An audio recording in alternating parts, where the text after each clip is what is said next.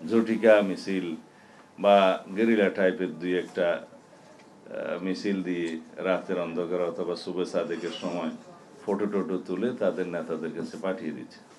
এগুলো বাংলাদেশের মানুষ পাত্তা দেয় না। বাংলাদেশে একটা সুষ্ঠু নির্বাচন যাতে অনুষ্ঠিত না হতে পারে সেই জন্য পতিত ফ্যাসিস্ট গোষ্ঠী তো ফ্যাসিবাদী গোষ্ঠী তো চেষ্টা করবেই, কিন্তু এখনো পর্যন্ত তারা কি সেরকম কোনো সফলতা অর্জন করতে পেরেছে? না। ঝটিকা মিছিল বা গেরিলা টাইপের দুই একটা মিছিল দিয়ে রাতের অন্ধকার অথবা শুভে সাদেকের সময় ফটো টোটো তুলে তাদের নেতাদের কাছে পাঠিয়ে দিচ্ছে।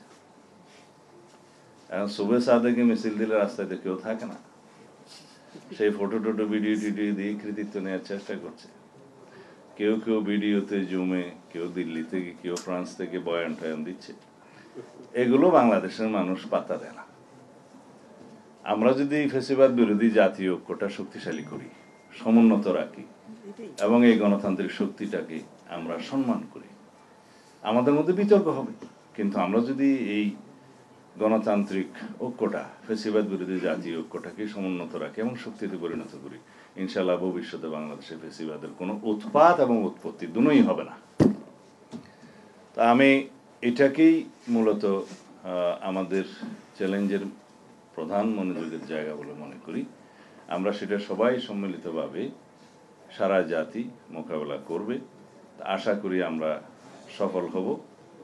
আর সকল রাজনৈতিক দলের কাছে একটা অনুরোধ, যে আমরা যদি একটা অংশগ্রহণমূলক নির্বাচন করতে চাই, ফ্যাসিস্ট গোষ্ঠীর যে রাজনৈতিক দল হিসাবে তার বিচারিক ব্যবস্থা, সেটা যেন আমরা ত্বরান্বিত করার জন্য সবাই উদ্যোগ নেই।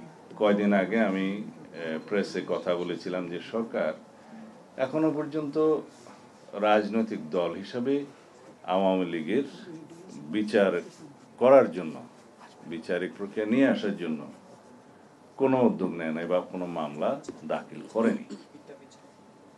আজকে পত্রিকায় দেখলাম একটা উন্নতি হয়েছে।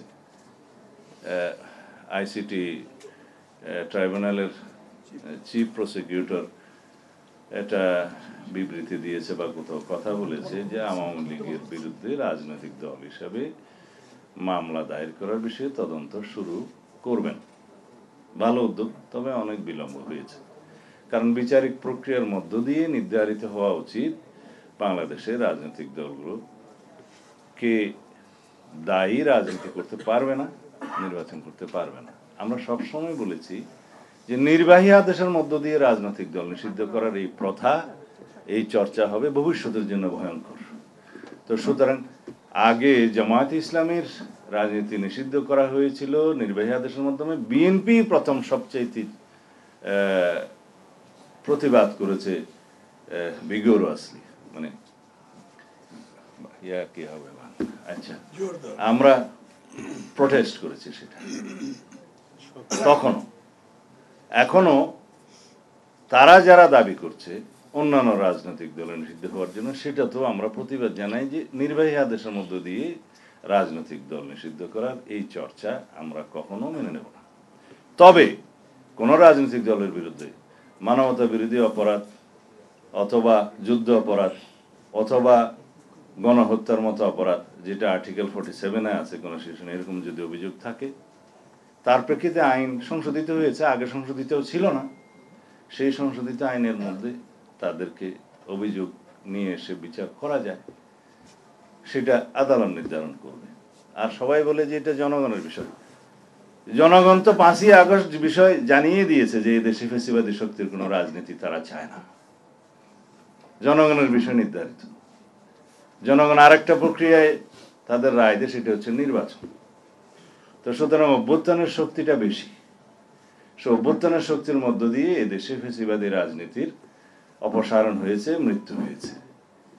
জনগণ একভাবে বিদায় করে দিয়েছে, কিন্তু বৈধভাবে, আইনানুগভাবে, আন্তর্জাতিকভাবে গ্রহণযোগ্যতা পাওয়ার জন্য সেটা বিচারিক প্রক্রিয়ার মধ্য দিয়ে আমাদেরকে যেতে হবে।